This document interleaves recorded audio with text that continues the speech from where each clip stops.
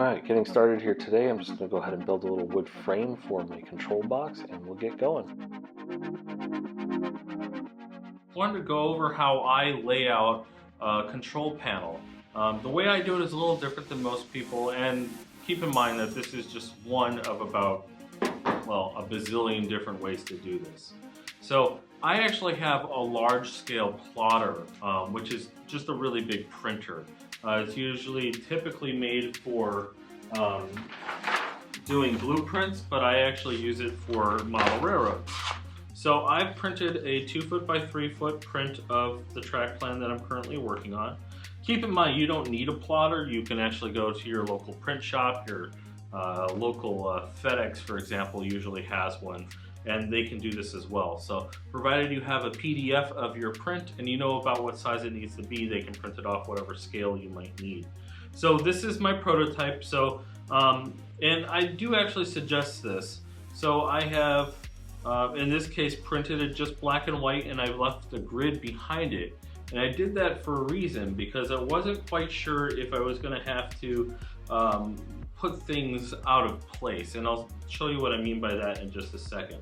So obviously this is my plan. I've got switches all over the place, but the most important part that I've got going on here is I've got some uncoupler, unloader buttons to deal with. And these are guard graves, but as you can see, it is enormous. It's, you know, almost 2 inches by 3 inches. And I put this anywhere and it just overtakes the control panel. So what I've done is, rather than that, I've actually taken it apart. So this is the innards. So I've got 3 buttons, 3 different colors with some connectors. But on the plus side, this means that in this particular area here, I've got a siding, I know I've got an uncoupler here. So I can just go ahead and drill those holes, and all that's going to show up is the 3 little buttons versus everything. So I went ahead and took it out of the case and checked here, and I know I've got another one over here, so check that, that works there. And then I've got a third one that's over here, which is actually over here, but as long as the yellow button is pretty much where it is, people are going to be able to understand what it does. So in this case, I'm going to go ahead and leave this one over here. I've also got just a couple uncouplers on these 2 lines here, so I'm just going to go ahead and make sure that those are going to fit there, no problem as well. Next up is I've got the Z Stuff DZ1000s, I believe they're called. So I've got their control panels, and keep in mind, if you have the 2500s, the little control circuit is actually the identical size, so you don't have to worry about it. So what I'm going to do is I'm going to take these. I'm not going to even take the rubber band off. I'm just going to set them on top of my switches here, make sure they fit. There's no large issues, there's no major overlaps, everything's going to be easy to understand. Works great on that side. So I'm going to switch over to this side here. Move those over. Here I got a couple conflicts. These are really close to each other. It's kind of hard to see what's going on. So when I install these, I'm actually just going to angle them. So it doesn't matter if all of these are square on or not. The main thing is you want to make sure that whoever uses the switch panel, whether it's you, a friend, girlfriend, the wife, whoever it is, if they come in here and they want to use your layout, they're going to perfectly understand how to do it just by taking a quick look at this control panel. So these work here. We already know that I'm going to be taking off this box, and this is really easy. You just grab it with a little pair of pliers, the back pops off, it's actually glued on, and then there's little threaded nuts on the front here on the little control knobs. You just take those off, and make sure you don't lose these because they're kind of hard to replace. But you pop those off, push the buttons, and it pops right out. So again, this is going to go over here. So you can see how once this is actually installed, and in another segment I'll go ahead and show you that. I'm also going to actually color print this layout so the user understands that there's actually 3 different circuits. So I've got blue on my outer, purple, and then the inside is actually 2 different tones of gray. And the beauty of the blue and the purple is that's actually the same colors I use for the bus wires underneath the layout. So if there's actually ever any issues with the layout, you need to do any maintenance, you actually know what you need to go for. Now in this case, the gray is actually red and black, but that's usually a default, and I'll make sure that that is noted somewhere either on the control panel or underneath the layout so people understand the correlation between the two. So that's it for this segment. In the next segment, you'll see that this is going to be fully color printed, and I'll go ahead and get my piece of acrylic on top of this after it's glued down. I'll show you how to glue it down, and we'll cut to that here in just a second. So now I'm going to get started cutting the acrylic to size. As you notice, I'm just using my table saw, nothing fancy. I'm not even using the tape measure, I'm actually just using the plywood to size it appropriately. Using a little piece of plywood there to hold it down for that plunge cut that I had to make. And now gluing the surface down, I'm using the same adhesive I use for everything else. It's the 3M number 45. I actually got this at Dick Blick recently, as Home Depot's no longer stocking it. Next I'm going to be taping all the way around the perimeter, holding the acrylic in place. This is just to make sure that when I am drilling holes, the acrylic doesn't move around. And I'll explain that a little more detail here in a minute. Now I'm just roughly placing all of the controllers, and then I'm drilling every single spot where wires are going to go through with an 1/8 inch drill bit. And then for the holes that are larger, I step up with all of the individual drill bits until I get to the size that I need.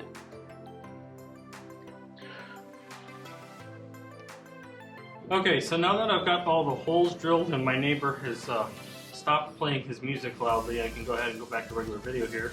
So I'm going to go ahead and peel off all this tape and separate the two pieces. You know, when I was drilling this, it was pretty clear why I taped the two together. I don't want them moving around, and quite frankly, the less the plexiglass, Lexan, whichever material you decide to use moves, the better. We don't want this thing hopping and popping around while we drill our holes, because that's what causes cracks. So in this case, I was successful. I got all of the holes drilled without issue. I went ahead and sanded the back, got it cleaned up, and now I'm peeling the tape. So as soon as I get this done, I'm going to go ahead and start installing my switch machines. So I got all the tape off, and I went ahead and stuck the bottom half of the switch panel underneath it. And now I'm going to go ahead and mark 3/8 on each side, because the bottom material is actually 3/4 of an inch. So I'm going to go ahead and mark a bunch of screw holes here so I can prepare to mount this to the thing, but I'm not going to mount it yet. Okay, so now I got all the holes drilled all the way around, and you're probably wondering, why did you do this now versus when you had the tape on it? And the quick and dirty answer is the tape actually obscures the edge and changes the dimensions of the product. And I want to make sure that these holes all line up nice and pretty, so my final product looks nice and pretty. So now that I've got all these holes drilled, I'm going to go ahead and take a rag and just dust this stuff off real quick. Now I'm not looking for perfection at this moment because it's going to get dirty again here in a second. But I want to get a majority of the dust off. Alright, so now for the big reveal, I'm going to go ahead and peel this, and this is quite frankly the most satisfying thing.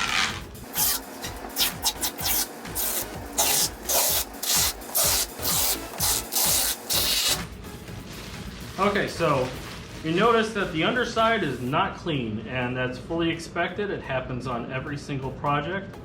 But what we're going to do is we're going to go ahead and peel it off. You'll also notice that I accidentally got a little bit of permanent marker here on top of the acrylic, and lucky for us, permanent marker is actually soluble by rubbing alcohol, so I will grab some of that later and it'll rub right off.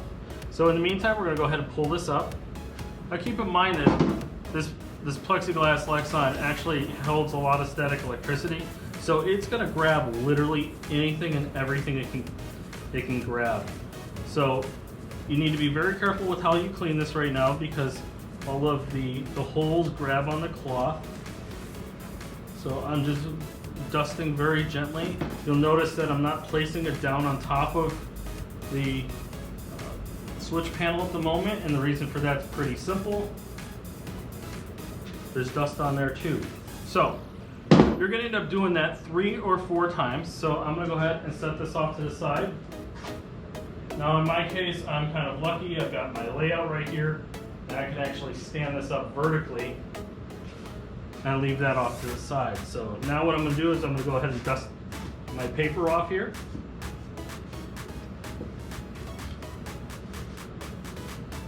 So you notice most of the holes are pretty clean, but some of them are a little rough. We're going to go through and clean that up here in just a second. Now the idea here is we want to make sure that those switches and all of the push buttons sit nice and flush, and that there's no dust underneath any of this. So I'm going to go ahead and grab another special drill bit here.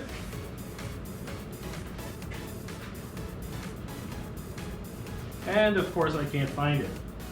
Lucky me. Okay, so today we're going to have to do this old school. So we've got our holes here for our push buttons for our uncoupler unloaders. Keep in mind that this particular layout is O scale or O gauge, but this same technique works for every single scale. So if you want to build the switch panel, this is the right way to do it. Well, it's a right way to do it, I should say. So here I'm just taking a little box knife and I'm cutting the high spots off. So it's not much, and quite frankly all of this stuff is probably going to get buried underneath the switch itself, so you'll never see it if you are off by just a little bit. So we're just looking to make this flat. We're not really worried about it being a perfect hole yet. So we're just trimming back, and we're always pushing in towards the hole, never pulling away from the hole, because that's when the paper rips, that's when things start getting ugly, and we want pretty.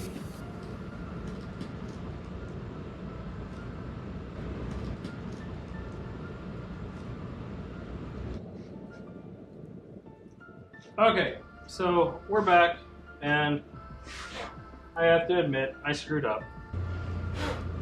So on this particular switch panel, I tried to use the sander a little bit and ended up rubbing the area. So I went ahead and printed myself off a little piece for the top here. So obviously I'm not going to use all of this. What I'm going to do here is I'm going to cut myself a little area just big enough to cover up my oops. So what I'm doing here is I'm just cutting a random shape out of the paper. So I know that's going to fit there and cover my oops nicely. So I'm going to go ahead and make this a little smaller because I know I don't need to cover up anything other than that gray line.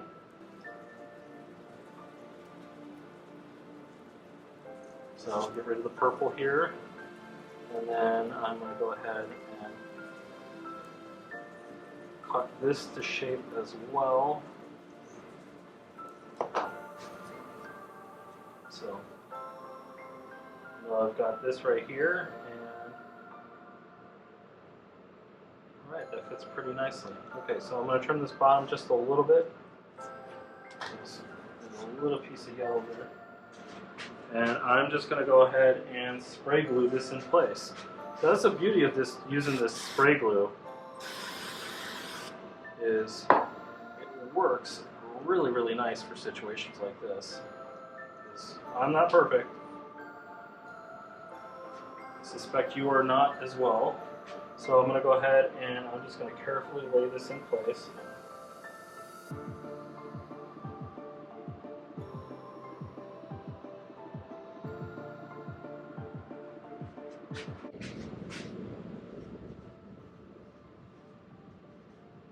And poof, I'm mistake is gone. So once the acrylic is on, you're never going to see it. But we'll go ahead and let that set up. And we'll get back to it. In the meantime, I'll cover up my excess glue here so I don't get anything stuck to me. Alright, so now that we've got this cleaned up, the holes are relatively flat. And what I found actually worked best, aside from my normal little tool, which is I don't have, is push all this stuff into the middle, grab the drill bit that you drilled the hole with, put it on reverse, and just plunge into the hole. It serves the purpose of pushing all the little nubby bits into the hole versus pulling them out, which flattens it out. So the reason why this is so important is, other than making sure that there's nothing that's going to make this acrylic bubble up, is in this particular case, those push button areas are actually what's going to hold this acrylic together until we put the screws in it when the panel is finished. So I'm going to go ahead and dust off the acrylic here again. Okay, so again, what I did is I ended up going out and getting my rubbing alcohol. So this is just something I picked up from Walgreens. Kind of hard to get at the moment, but I happen to have some on hand. So I use that to clean off all the fingerprints and the dust and everything else that's on this sheet. Got a little smudge here I'm going to try and get rid of. Alright. So, and the beauty of using alcohol, it's not going to affect anything, and it does take care of the permanent marker at the same time. So, I'm going to go ahead and lay this out and left it over the edge just a little bit so I can clean my fingerprints off the backside there as well. So you'll notice I'm taking great care to make sure there's nothing underneath this thing, because I am very serious that everything will be stuck there permanently. I'm happy with this. So what I'm going to do is I'm going to take my biggest switches. Now you might be using big high amperage toggle switches like this guy, or you might be using the little mini toggles like this. And I'm actually going to be using some of these little toggles on this O-gauge layout, and I'll show you how I'm going to do that here in a bit on another video probably. But let's go ahead and get started. So in my case, with this particular panel, my big buttons are actually going to be these push buttons for the uncoupler slash accessory buttons. So I've got 3 sets of them, and then I've also got a couple more areas of the single button. I'm using 1/4 inch plywood as a backer, and then using 1/16 inch acrylic on the front. And unfortunately that's just a little bit too much, so I had to sand the back out of it just a little bit, and I also sanded the back out here a little bit by these little toggle switches. The toggle switches, fortunately, were really easy. I was able to just use my my Dremel tool, light that up, and just basically cut a little groove. So now that I have these in, they're all tight, I'm going to go ahead and hot glue them in place. Now this sounds like it's probably a waste of time, but realistically it's not, because over the years of using your layout, this is going to be the most used section of your entire layout. So you are going to touch this control panel more times than I can count. So a little bit of hot glue just to glue these in place, make sure they don't wiggle around, is cheap security. And the beauty of it is it's hot glue, so it's reversible. So if you want to pull it back out, you need to make changes, you can do that. And cut it, heat it, whatever you want to do, you've got a couple of different options. So what I'm doing here is I'm just going along the sides and just putting a little bead along the side like you're caulking a bathtub or something. So you're not doing anything fancy, just a little bit of hot glue there. Again, all the way around.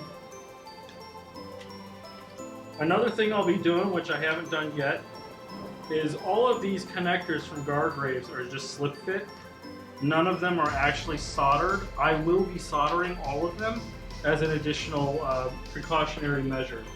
Now, again, I build layouts professionally, so the worst case scenario for me is a callback. I hate callbacks. So I do everything I can to make sure that this layout will never ever have issues. So that means soldering every single joint.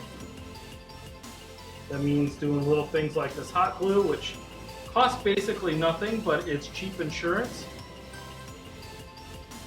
All these little push connectors that Gargraves uses, these little orange and yellow things on all of these, those are all going to get removed and soldered together instead. Again, it's another thing for long term. I want to make sure that this layout is bulletproof. Alright, so now that I've got this all caulked in place, and keep in mind this is just a little $8.99 thing I picked up at the hobby shop. Actually, I think I picked it up at Michael's. So, about 10 years old at this point. Alright, so I've got my control panel to this point. So it's looking pretty empty at the moment. But, here shortly we're going to start again with the hot glue gun. So, I got this roughly in place here. Just stuffing the wires in out of the way. So this is the top of our panel. There's no push buttons for our switch controls yet, but these are all going to get hot glued in place, just like we hot glued the back side. So I'm just going to take these 3 wires, straighten them out. So in this case, I'm using the 1000. So I've got yellow, black, and green. So the yellow and the green are the ones that pass through to the switch, and then the black and the red, which is on the switch itself, are the 2 wires you connect to your power source. So I'm going to go ahead and slip these through my hole here and get this lined up the way I like it. And then I'm going to go ahead and stick a nice healthy dab of hot glue under here, about the size of a dime. Don't be afraid if you get a little extra on your surface, you can rub it off. But this stuff does hold really, really strongly. So when you're gluing it down, check and make sure that it's square. Because once this stuff sets, pardon my language, it's not going anywhere. So you gotta rub that a little bit to get it clean.